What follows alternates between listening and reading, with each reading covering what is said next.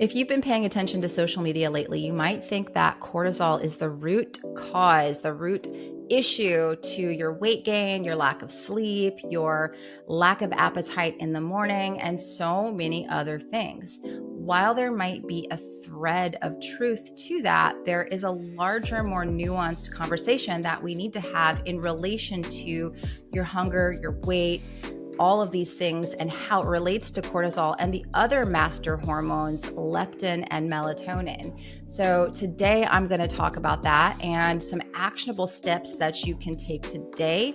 If you do have a lack of appetite or a big appetite and you think that cortisol is part of that problem, I'm going to tell you some things you can do to help the situation.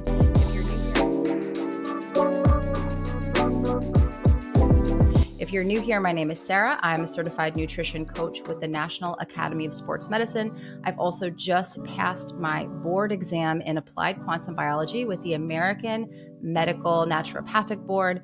And I just completed Dr. Tom Cowan's new biology curriculum recently as well. In addition to that, I've been working one-on-one with clients all over the world for the last 10 years plus in nutrition, lifestyle, and mindset. So this is where I get a lot of this information.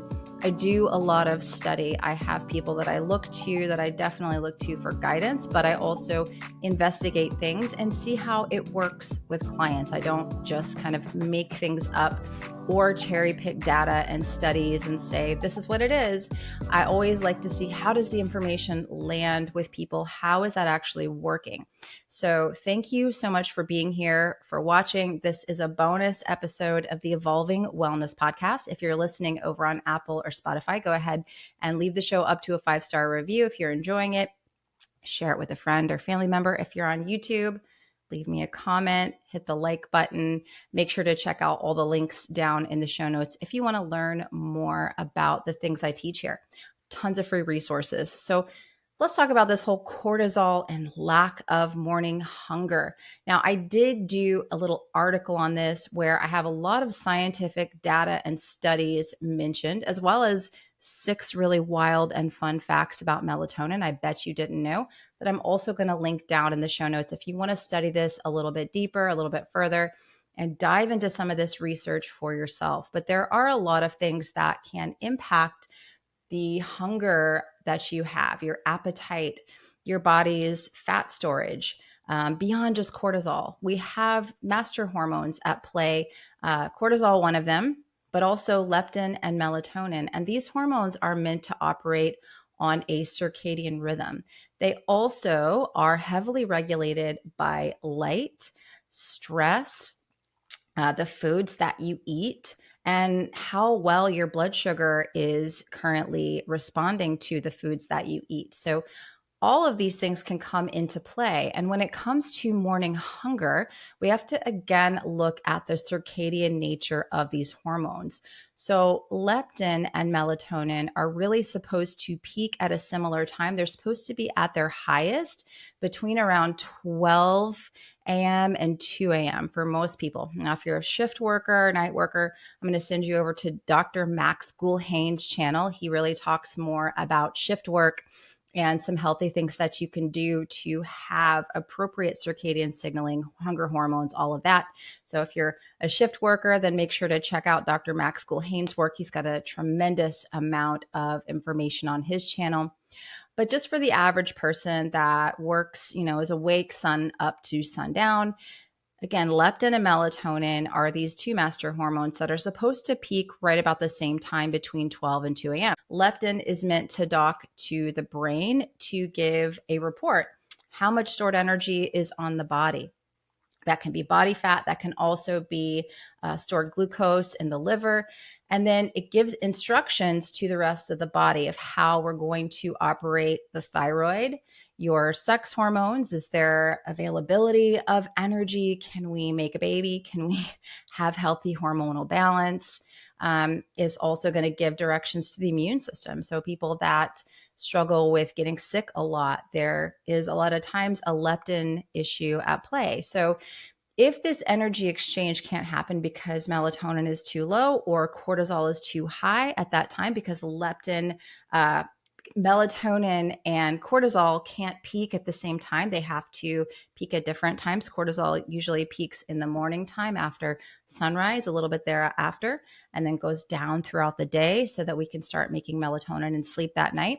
But if you're making cortisol in the middle of the night, because of stress, because of blue light, because the brain sees blue light and makes cortisol in response to that. That's a very oversimplified way of explaining it, but that's pretty much how it works.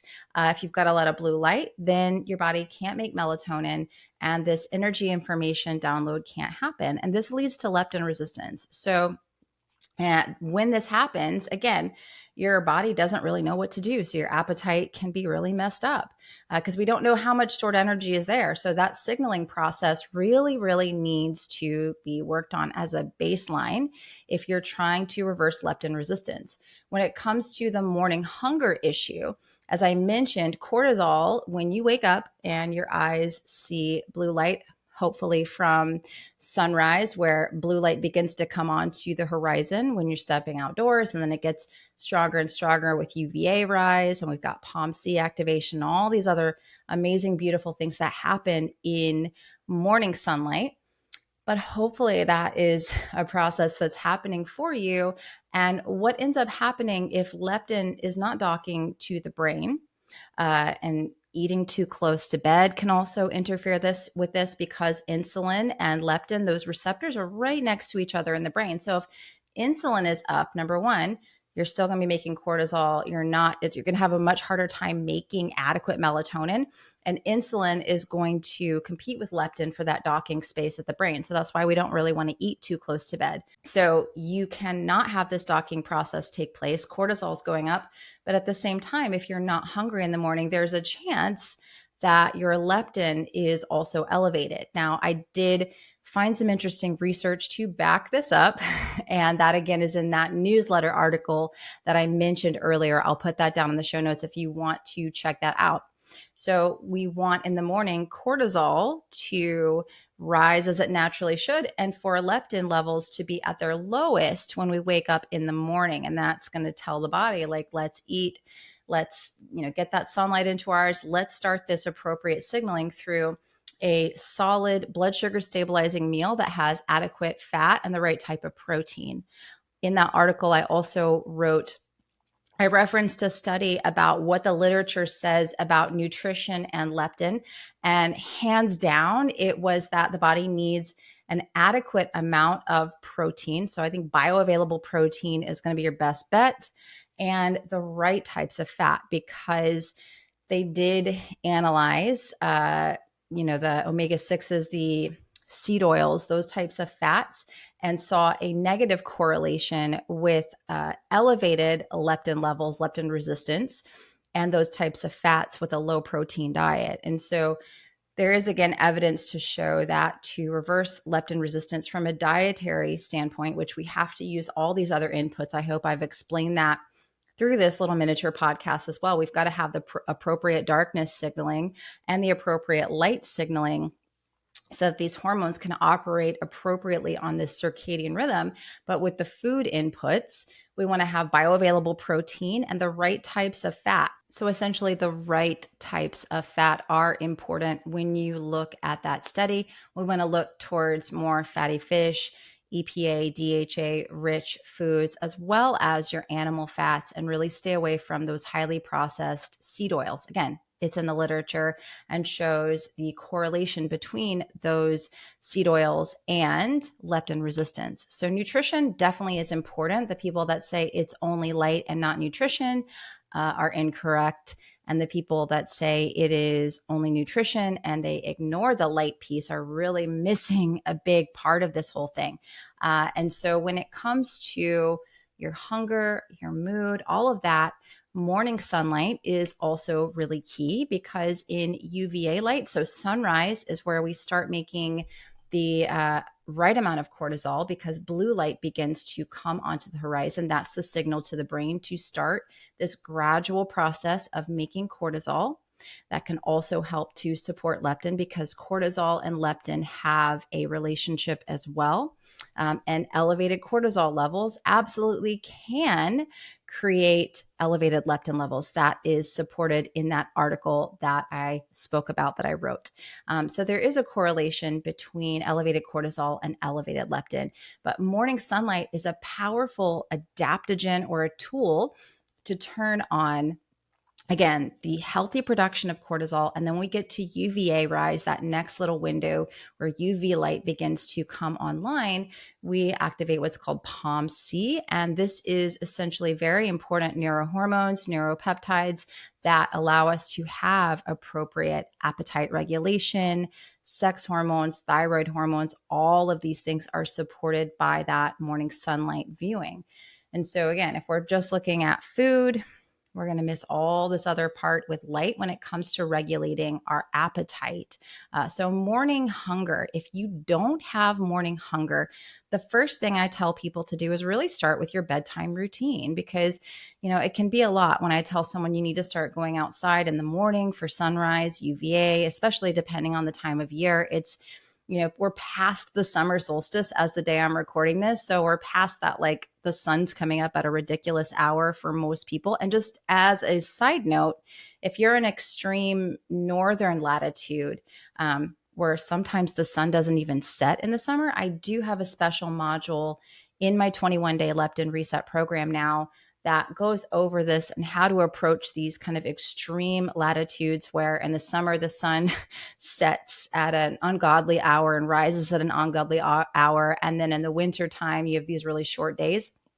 There are ways that we can deal with that and create healthy hunger, appetite, mood, weight, all of those things. So it is possible, just like the shift work, there are ways that we can support people who have these jobs, instead of just telling them to quit their job, or instead of telling people that live somewhere that they just need to move.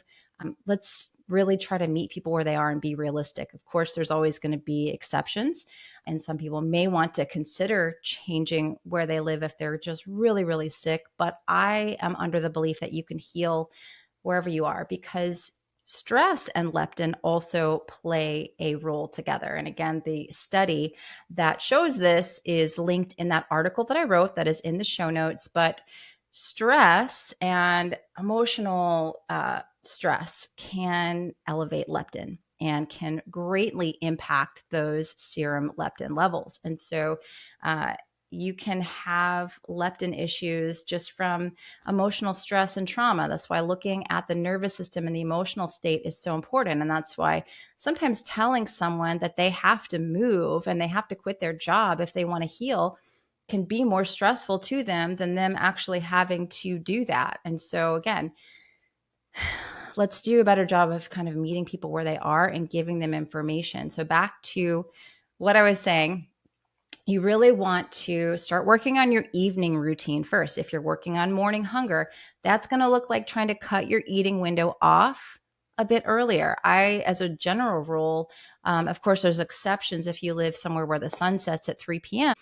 I generally tell people that stop their eating before sunset is helpful, and at least 3 to 4 hours away from bed for this optimal signaling. Now, if you're somebody who's on a high carb diet, you're very leptin resistant, blood sugar is not really stable, that's going to be hard for you. So you're going to have to do a little bit of work to get more fat adapted so your body can burn fat for fuel and glucose for fuel. So you can switch between those fuel sources so that you don't have to rely so heavily on that bedtime snack. I do have techniques for that in my 21-day leptin reset program. So check that out if you are in that situation and you want to get better at this. So first thing you're going to do, again, to kind of look at this morning hunger situation, how do I get better with this, is cut the eating window off a bit earlier. Just do it gradually. And then as soon as the sun does go down, you're going to block the blue light. So you can get a cheap pair of blue blockers at Amazon. You can get Spectra 479s. Now I have a couple of fancier brands that I like. Optics, my code there is Sarah with an H. And then Viva Rays, my code there is Yogi to get 15% off of those. And they do have prescription blue blockers as well. But if you're like skeptical about all this and you don't want to go spend all the money on blue blockers, totally fine. Just get a cheap pair of Spectra 479s. You're going to put the red blue blockers on about an hour before you need to go to bed, and limit screens, devices, all that, and really work on getting better sleep. Now, once you begin doing that, you may have to set an alarm to get up in the mornings to get out there for sunrise or that morning sunlight. Just try it after a few days. A lot of people don't even need an alarm because that signaling is so strong. Their body begins to become entrained in that. But really work on your evening routine first. And I have had people in extreme situations where they have been a quote unquote night owl for years and years. And we do these things, and it takes them a little bit of time to phase shift their sleep and wake times. But once we do it, they feel amazing and they never want to go back. So I've had people in my Leptin Reset program and private membership group who sleep until 11 o'clock, 12 o'clock every single day. And we've worked to get them up at the right times, and they have seen tremendous health improvements from that. And so once you get the bedtime routine down, you start working on the morning. And the thing you want to do is grab some mineral water, make sure you're hydrated, because hydration is also going to improve leptin signaling. All the hormone signaling in the body is improved by proper hydration, cellular hydration. And get out there for morning sunlight, see sunrise, see UVA, and you don't have to see it coming over the horizon. If there are trees, buildings, any of that in the way, it's not an issue. You just get out there and you try to get the morning light. Don't look directly into the sun, especially if you're not used to doing that. Just go outside. It's enough, right? And then you're going to try to eat breakfast within 30 minutes to an hour of sunrise. Eating a healthy amount of protein and fat is a great way to, again, reinforce that leptin signaling. If you're someone who's like just not hungry and you just feel nauseous with the food, start with the morning light. Start by cutting that eating window off earlier and earlier, and get out there for morning sunlight, and maybe eat something small. Maybe just have a hard-boiled egg. I know there's this whole other trend going around on Instagram right now where it's like 2 eggs is not enough for breakfast. If you're eating only 2 eggs, you're doing it wrong. And I'm like, listen, what about the woman or man who hasn't eaten breakfast in 10 years, and you're telling them that if they go and eat 2 eggs, then they're doing it wrong and it's not good enough? I have to disagree with that. My whole thing is start where you are, meet yourself where you are, make small steps and improve. There's no rush. There's no like finish line to, okay, by next week, I have to be outside at sunrise, eating a huge breakfast and doing all this stuff and ground it. Like, no, like you can start gradually. You can make these gradual changes and see really good results just by making these really small changes. So if you're not hungry for a big breakfast, eat a couple hard-boiled eggs, or eat, a little bit of breakfast sausage. Just eat a little something to get started in your day. Now, I don't really like the protein shakes, but a Quip is one. They have an unflavored. My code there is Yogi. I think you need to chew your breakfast and eat the food. Your body is just going to utilize it a lot better. But I do have people that will, in my Leptin Reset program, have to start there. So I'd rather you start somewhere than just say it's not worth my time and do nothing. The other thing is, if you're a big coffee drinker in the morning, you're really going to work on sunlight, hydration, eat some breakfast, eat a little something, and then have your coffee. You don't necessarily have to do the Andrew Huberman thing of delaying your caffeine by 90 minutes, I don't think. But get these other inputs, rehydrate your body, give yourself the sunlight signaling, the appropriate cortisol release through these other inputs. Then have a little bit of coffee, and don't have 10 cups and don't drink it all day long. That's going to make the going to bed at a decent hour a lot more difficult. So again, these are all going to help to regulate those master hormones, cortisol, melatonin, and leptin, and they're also going to support your mitochondria. So I get a lot of questions with my 21-day Leptin Reset program. What if I don't necessarily have weight to lose, but I just don't feel optimal? I've got brain fog. I've got these other issues. Is the program appropriate for me? And the answer is yes, because it improves your mitochondrial health. We improve the terrain, your body's ability to make and hold on to exclusion zone water. You make deuterium depleted water, and it is turned into exclusion zone water that is in the inner membrane and outer membrane of the mitochondria, surrounds the cells in your body. So that's also crucial. We have to support the mitochondria because this is the body's energy management system. And so that's what my 21-day program, as well as all my free resources, really empower you to do, is support your body from this holistic level of the mitochondria, which is, again, your body's energy management system. And without that being supported, it's going to be a lot more difficult for hormone signaling to take place in the first place.